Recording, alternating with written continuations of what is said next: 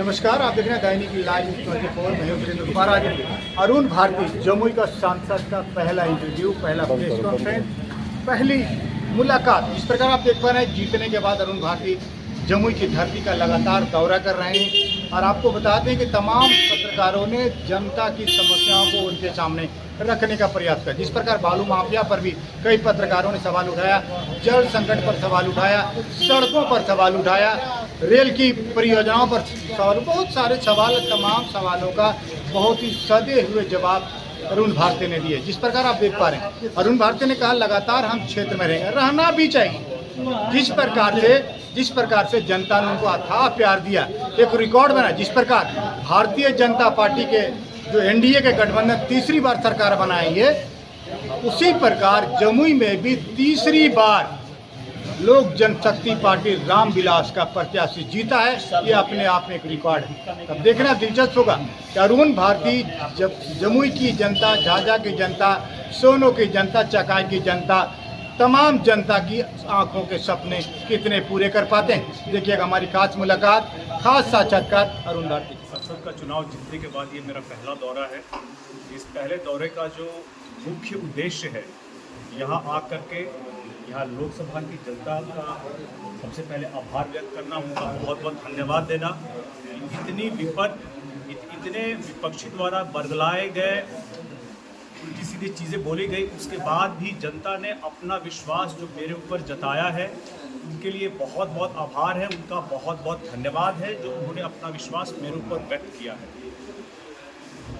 अभी चुनाव होने के तुरंत बाद आने का मेरा लक्ष्य एक ही था कि चुनाव के दौरान भी मुझे पानी की समस्या भीषण तरीके से मेरे संज्ञान में आ रही थी।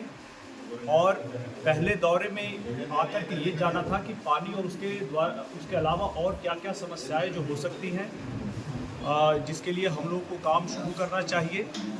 इसी सिलसिले में पहला दौरा था। बहुत सारी घटनाएं भी हुई थी जहाँ पे मैं नहीं जा पाया था चुनाव के दौरान। वहाँ सब जगह हम लोग गए, जा कर के हम लोगों ने ढांढस बंधाया, हम लोगों ने सतावना दी, हम उनके साथ खड़े हैं। और उसके अलावा जो सबसे बड़ी समस्या हमारे दौरे में आई है कि पेयजल की समस्या इस गर्मी में बहुत भीषण है। लोगों को पीने के पानी के लिए बहुत कठिन परिश्रम करना पड़ता है, उसके बाद भी पानी उचित मात्रा में उपलब्ध नहीं हो पाता है। इसको आज दिशा की मीटिंग में उठाना मेरी प्राथमिकताओं में होगा।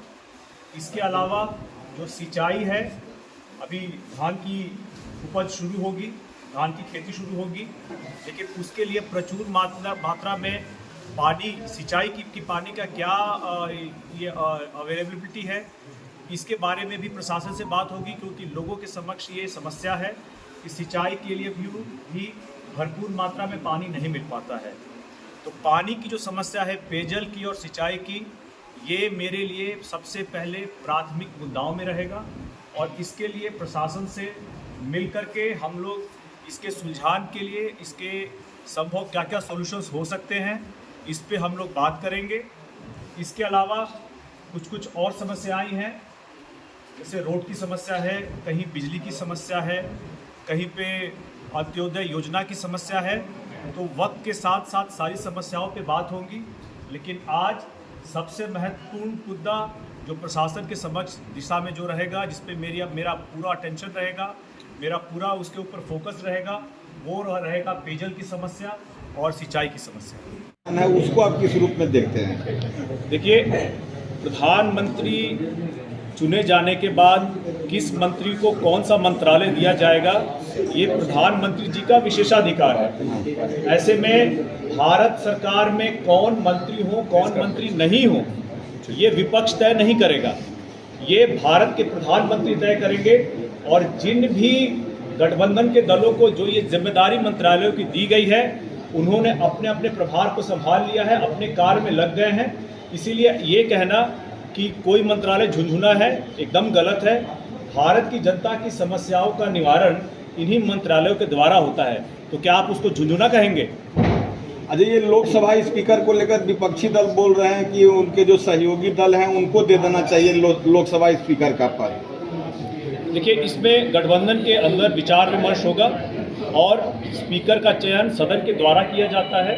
इसीलिए अभी जो 24 तारीख से जो लोकसभा का सत्र है उसमें ये सारी चीज़ें साफ हो जाएंगी। अच्छा, सदन में क्या मुख्य प्रश्न आपका रहेगा अपने संसदीय क्षेत्र को लेकर, जो सदन की अभी कार्यवाही होने वाली है 24 तारीख से? इस सत्र में जो अभी जो 24 तारीख से शुरू होगा, इसमें सांसदों का शपथ होगा, इसमें राष्ट्रपति जी का अभिभाषण होगा, उनके अभिभाषण पे धन्यवाद ज्ञापन होगा और इसके बाद स्पीकर का चयन होगा। जो जनता से जुड़ी समस्याएं हैं वो अगले सत्र से उठाई जाएंगी और इसमें यहाँ जनता से मिल करके लगातार दौरे जारी रहेंगे। मिल करके जो प्रमुख समस्याएं होंगी उनको सही माध्यम से सही फोरम पे सदन में उठाया जाएगा और कोशिश किया जाएगा कि उन समस्याओं का जो सोल्यूशन हो वो भी हमें मिले। तो चिराग के अधूरे कार्यों को आप पूरा करने का आप दिए थे, वादा किए थे, तो उसमें रेल का जो लाइन का जो भी है बटिया तक का, क्या वो सब फिर से शुरू करेंगे या उसको उठाएंगे या उसको मूर्त रूप देंगे, क्या करेंगे? ये प्रोजेक्ट ऑलरेडी जो बटिया झाझा चकाई वाला जो रेल लाइन है, ये प्रोजेक्ट सैंक्शन प्रोजेक्ट है। इस पे फाइनेंशियल एलोकेशन की जो फर्दर ज़रूरत है, जिसके लिए हम लोग प्रयत्नशील रहेंगे। इसके अलावा खैरा का मेडिकल कॉलेज भी है, इसके लिए भी प्रयत्नशील रहेंगे। जितने भी प्रोजेक्ट, मैंने पहले भी कहा था कि चिराग जी के द्वारा जो अधूरे कार्य है उसको पूरा करने का मेरा प्रयास रहेगा और उसको आगे लेकर के जाएंगे। सर, झाझा के बरमसिया पुल सर जर्जर स्थिति में, सर आपने चुनाव प्रचार के दौरान देखा भी था जी, जी। तो क्या संज्ञान में लीजिएगा सर? ये समस्या ऑलरेडी संज्ञान में है और इसको इस बार की मीटिंग, दिशा की मीटिंग में भी इसको उठाई जाएगी और प्रशासन से इस पे सलाह लिया जाएगा कि इसको कैसे दुरुस्त किया जा सके, कैसे सही किया जा सके। अरे शांत रहिए किसे जी। मेरे संज्ञान में इस तरह का अभी फिलहाल नहीं आया है। हो सकता है ये कल का हो, मेरे संज्ञान में नहीं आया है, लेकिन मेरा ये मानना है कि अपराधी कोई भी हो, अपराध कोई भी हो, उसका कानूनी तरीके से, कानून सम्मत जो तरीका है, प्रक्रिया है, उसके तहत ही कार्रवाई होनी चाहिए। ये त्वरित रॉबिन हुड वाली जो चीज़ होती है ना, कि आप त्वरित कार्रवाई करें और किसी को के ऊपर एग्जीक्यूशन, मतलब इसमें कोई भी जो एग्जीक्यूटिव है वो अपने हिसाब से कोई कार्रवाई नहीं करे। कानून सम्मत न्यायालय के द्वारा जो कार्रवाई की जाएगी वही कानून सम्मत होगा और वही सही भी रहेगा। मैं उसके पक्ष में हूँ। शूट आउट नहीं होना चाहिए जब तक कि न्यायालय से या कुछ ऐसा रहा हो जो कि कानून सम्मत नहीं हो, वो मेरे हिसाब से सही नहीं है, वो ऐसा नहीं होना चाहिए। कल राहुल गांधी ने एक बयान दिया कि गुरुवार को सरकार तो बंद रही एनडीए की सरकार, लेकिन स्थिर सरकार है, ये कभी भी गिर सकती है और एनडीए के कई घटक दल के नेता मेरे संपर्क में। राहुल गांधी के इस बयान को अरुण भारती की अंग्रेजी में एक कहावत है कि इफ़ विशेस वो हॉर्सेस बेगर्स वुड फ्लाई। देखिए, भारत के लोकसभा का चुनाव हो चुका है, अपना उन्होंने प्रधानमंत्री चुन लिया है, सब लोग अपने मंत्री सारे अपने प्रभार दे दिए गए हैं, सब लोगों ने अपना अपना प्रभार संभाल लिया है और अपने कार्य में लग गए हैं। ऐसे में विपक्षी का ये हमेशा रहेगा कि वो किस तरह से सरकार को डिस्टेबल करे। मेरा उनसे गुजारिश रहेगा कि वो एक पॉजिटिव विपक्ष की भूमिका निभाएं, पॉजिटिव तरीके से सरकार को सुझाव दें, गलत नीतियों का वो विरोध करें लेकिन सही नीतियों का समर्थन भी करें और ऐसे में उनका पॉजिटिव रोल हो भारत की लोकसभा में, ये उनसे अपेक्षा है। प्रियंका गांधी की इंटरव्यू हो रही है पॉलिटिक्स में, वायनाड अब ये कांग्रेस पार्टी का डिसीजन है कि वो किसको उम्मीदवार बनाते हैं वायनाड से, ये उनका प्रेरोगेटिव है, उनके ऊपर ही छोड़ा जाए। राहुल गांधी ने फिर मछली का वोट मांग लिया। चलिए, विपक्ष में है, उनके पास थोड़ा वक्त है, वो भोज करें, मछली का भोज करें, जिस चीज़ का भी भोज करना हो करें। फिलहाल हम लोग सरकार में हैं और जनता की जो समस्याएं हैं उसको सुलझाने के लिए हम लोग कैसे प्रयत्न कर सकते हैं, हम लोग इस पे बात करेंगे, इसको आगे लेंगे। तेजस्वी जी झुनझुन की एनडीए सरकार स्थिर है, कहीं नीतीश और तेलुगु पार्टी के चंद्रबाबू नायडू पॉलिटिक्स एकदम एनडीए की सरकार स्थिर है और इसके लिए जब हम लोग दिल्ली गए थे, इससे पहले हम लोग माननीय मुख्यमंत्री नीतीश कुमार से मिलकर के गए थे। वो चट्टान की तरह एनडीए गठबंधन के साथ हैं। चंद्रबाबू नायडू जी माननीय मुख्यमंत्री भी, वो भी चट्टान की तरह एनडीए के साथ हैं और ये सरकार स्थिर है। विपक्षी अपने कयास लगाएंगे, भ्रमित करने की कोशिश करेंगे, लेकिन जो हमारा लक्ष्य है 2047 का, उसको लेकर के हम लोग आगे बढ़ते हैं। तेजस्वी जी झुनझुना वाला बयान पर क्या कहना चाहते 10 हैं? साल से जम्मू में लोजपा आर का ऑफिस नहीं है। क्या लगता है कि अगले 5 साल भी इसी तरह चलेगा? होटल और सबके नाम से पार्टी आपकी? नहीं, ऐसा नहीं रहेगा। जैसा मैंने अपने चुनाव प्रचार में भी कहा था, हम लोग शीघ्र ही एक कार्यालय के लिए प्रयत्नशील है, एक आवास के लिए भी प्रयत्नशील है, और तुरंत जैसे ही मिल जाएगा इसको तुरंत कार्यान्वित करेंगे। तेजस्वी जी झुनझुना वाला जो बयान कि उनके जो सहयोगी दल हैं उनको दे देना चाहिए लोकसभा स्पीकर का पद। देखिए, इसमें गठबंधन के अंदर विचार विमर्श होगा और स्पीकर का चयन सदन के द्वारा किया जाता है। इसीलिए अभी जो 24 तारीख से जो लोकसभा का सत्र है उसमें ये सारी चीज़ें साफ हो जाएंगी। अच्छा, सदन में क्या मुख्य प्रश्न आपका रहेगा अपने संसदीय क्षेत्र को लेकर, जो सदन की अभी कार्यवाही होने वाली है 24 तारीख से? इस सत्र में जो अभी जो 24 तारीख से शुरू होगा, इसमें सांसदों का शपथ होगा, इसमें राष्ट्रपति जी का अभिभाषण होगा, उनके अभिभाषण पे धन्यवाद ज्ञापन होगा, और इसके बाद स्पीकर का चयन होगा। जो जनता से जुड़ी समस्याएं हैं वो अगले सत्र से उठाई जाएंगी, और इसमें यहाँ जनता से मिल करके लगातार दौरे जारी रहेंगे। मिल करके जो प्रमुख समस्याएं होंगी उनको सही माध्यम से सही फोरम पे सदन में उठाया जाएगा, और कोशिश किया जाएगा कि उन समस्याओं का जो सॉल्यूशन हो वो भी हमें मिले। तो चिराग के अधूरे कार्यों को आप पूरा करने का आप दिए थे, वादा किए थे, तो उसमें रेल का जो लाइन का जो भी है बटिया तक का, क्या वो सब फिर से शुरू करेंगे या उसको उठाएंगे या उसको मूर्त रूप देंगे, क्या करेंगे? ये प्रोजेक्ट ऑलरेडी जो बटिया झाझा चकाई वाला जो रेल लाइन है, ये प्रोजेक्ट सैंक्शन प्रोजेक्ट है। इस पर फाइनेंशियल एलोकेशन की जो फर्दर ज़रूरत है, जिसके लिए हम लोग प्रयत्नशील रहेंगे।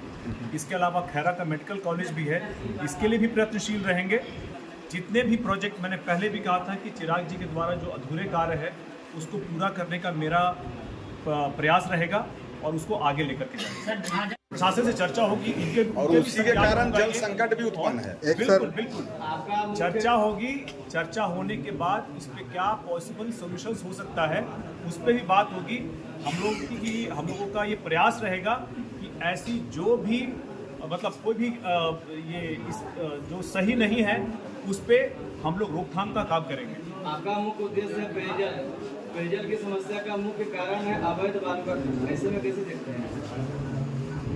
चर्चा होनी चाहिए। देखिए, सबसे पहले आज पेयजल की समस्या ही प्रमुख समस्या है, जिसके लिए हम लोग प्रशासन से मिल रहे हैं, और इसके क्या क्या कारण हो सकते हैं, इसके क्या क्या पॉसिबल सोल्यूशन हो सकते हैं, उस पर भी विचार विमर्श होने के बाद और जो जानकारी आगे मैं आपके साथ साझा करूँ। सदर अस्पताल को लेकर लगातार सवाल उठते रहा है। कल भी एक डॉक्टर के चेयर पागल हॉस्पिटल में डॉक्टर की कमी लगातार है।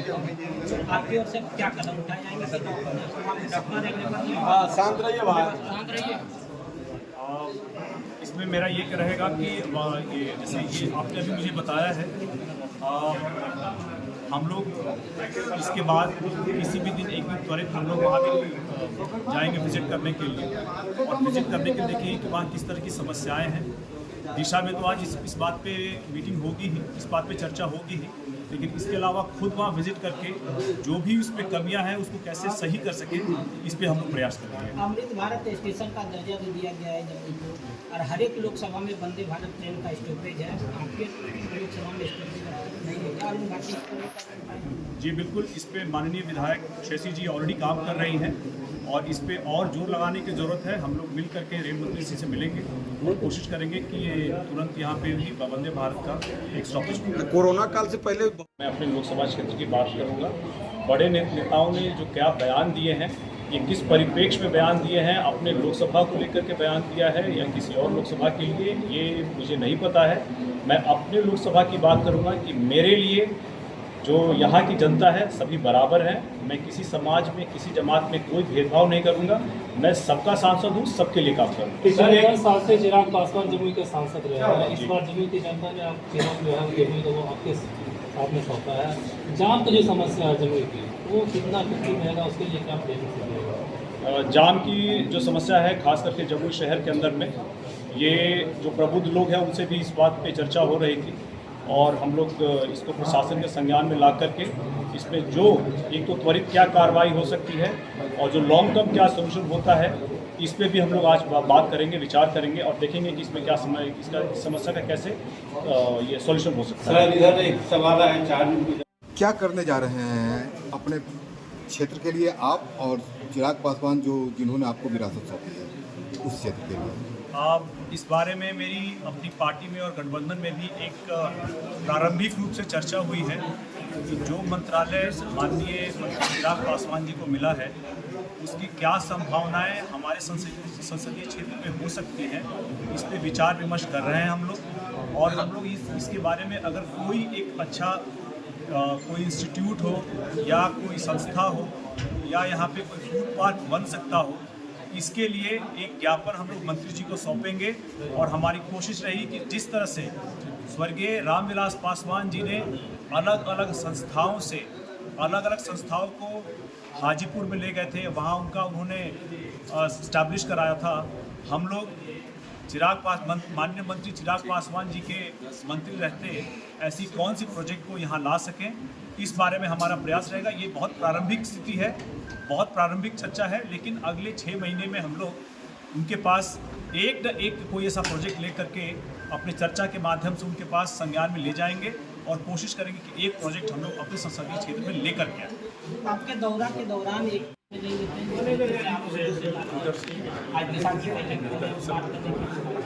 देखिए, ये बहुत ही दुखद बात है कि एक 18 वर्ष के बच्चे की हत्या हो गई थी और वहाँ पे प्रशासन से जो भी लोगों को जाकर के परिवार से मिलना था, मिल करके कम से कम उनको आश्वासन देना था, ये एक बहुत छोटी सी बात थी जो वहाँ नहीं हो पाई।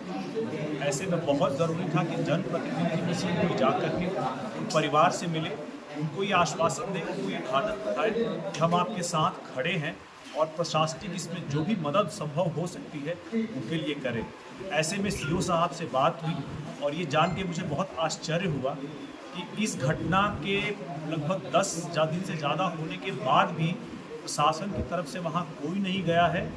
और इसीलिए सीओ साहब से बात की मैंने कि यहाँ पे उनको आना चाहिए, आ करके मिलना चाहिए और मिल करके जो भी प्रशासनिक मदद हो सके ऐसे में उनको दी जानी चाहिए। मतलब मानते हैं कि सुशासन की सरकार में प्रशासन निरंकुश है?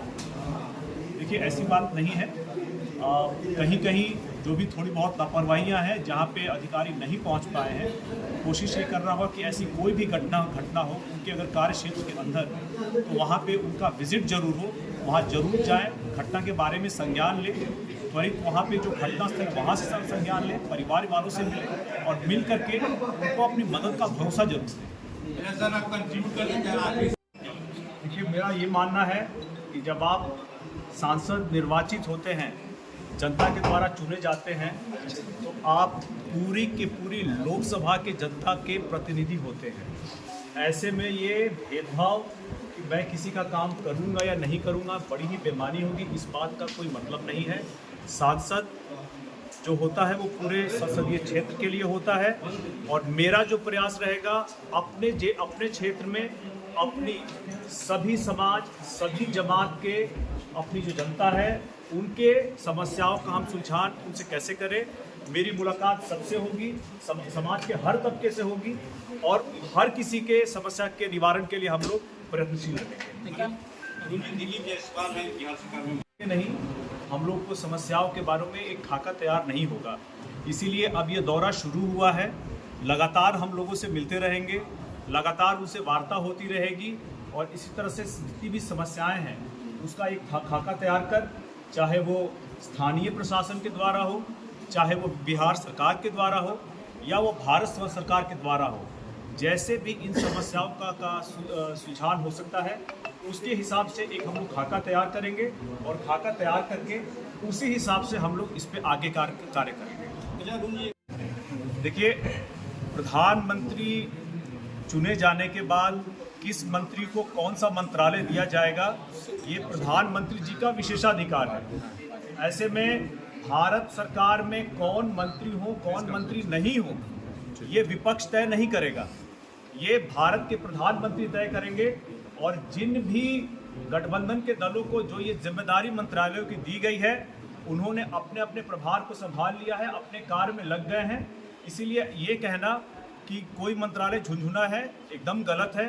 भारत की जनता की समस्याओं का निवारण इन्हीं मंत्रालयों के द्वारा होता है, तो क्या आप उसको झुंझुना कहेंगे? अजय, ये लोकसभा चुनाव लड़े हैं और ऐसे में मैं तो ये कहूँगा कि जब चिराग पासवान जी पहली बार 2014 में लड़े थे, उनके ज़्यादा मार्जिन से जीते हैं। मैं पहली बार जब यहाँ से लड़ा तो मैं इसे कोई अंतर पहले नहीं देखता। मैं हम लोग सारे के सारे गठबंधन के दल मिल करके लड़े। एक कठिन चुनाव था, हम लोग मिल करके लड़े और 1 लाख से ज़्यादा वोटों से जीतना भी बहुत बड़ी बात होती है। तो मैं इसे गठबंधन को अपने सफल सहयोगियों का सफलता मानता हूँ, अपने गठबंधन को सफल मानता हूँ।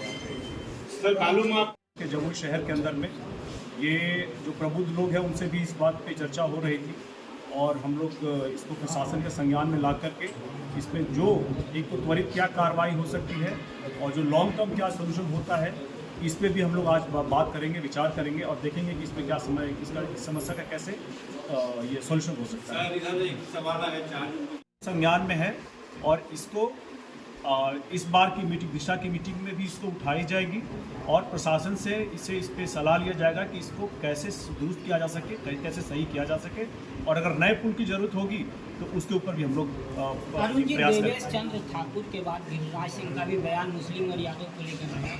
अब गिरधारी यादव कह रहे हैं कि उन दोनों को माफ़ी मांगना चाहिए। अरुण भारती इस बारे में क्या सोचते हैं? क्या उनको माफ़ी मांगना चाहिए? मुसलमान यादव पर काम नहीं करने को लेकर गिरधारी यादव ने कहा है कि उनको माफ़ी मांगनी चाहिए। आप क्या सोचते हैं? देखिए, मैं आपको पहले ही बता चुका हूँ कि मैं अपने लोकसभा क्षेत्र की बात करूँगा।